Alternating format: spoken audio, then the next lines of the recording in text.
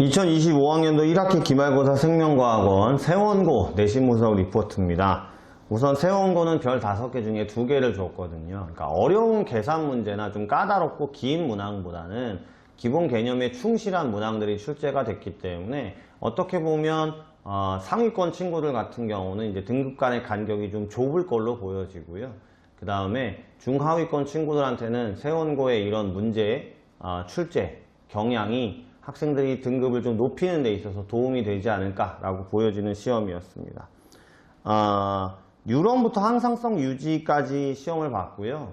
그래서 이게 뭐 1학기 중간고사 때 대사증후까지밖에 안 봤기 때문에 가장 어려운 자극의 전도나 전달 이런 부분이 껴있고 그 다음 근수축 문항도 껴있고 하기 때문에 조금 계산적인 부분에서 어렵지 않았을까라고 보여질 만큼의 시험 범위이긴 합니다만 뉴런부터 항상성 유지만 시험을 봤어요.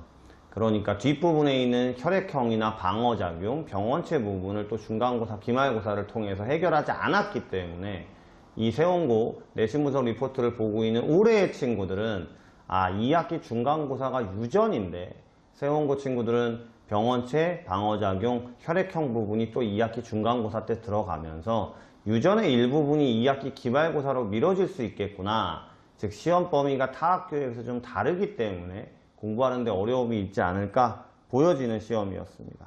객관식 20문항 논술형 3문항인데요. 뭐 문항 수도 그렇게 많은 편은 아니었고요.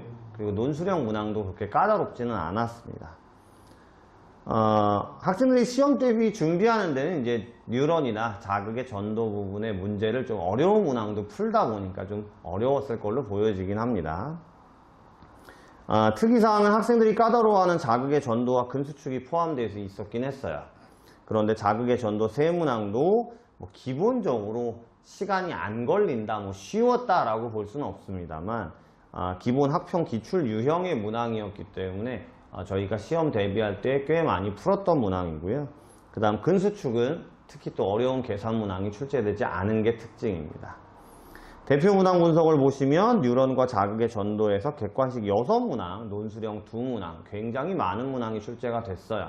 아무래도 고3에서 수능 준비를 할 때 이 부분이 유전 다음으로 좀 어렵거든요.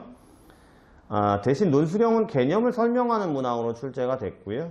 그 다음에 4번, 5번, 6번 앞부분에 자극의 전도, 계산 문항을 배치를 하면서 또 이제 순서대로 푸는 친구들은 저는 또 내신 대비 기간에 앞부분에 어려운 문제가 있으면 뒤부터 먼저 풀어라 라고 합니다만 4번, 5번, 6번에 자극의 전도 계산 문항이 배치가 되면서 앞에서 시간을 좀 많이 쓴 친구들 근데 또 앞에서도 틀리고 뒤에는 또 문제 읽을 시간이 없어서 틀리고 이런 상황이 벌어지지 않았나 보여져요. 학평수능, 고3 학평수능 기출문제 변형이었기 때문에 아무리 기본형이라도 이 문제에서 등급 간의 간격이 나눠졌을 걸로 보여집니다. 근수축은 객관식 2문항 출제가 됐고요.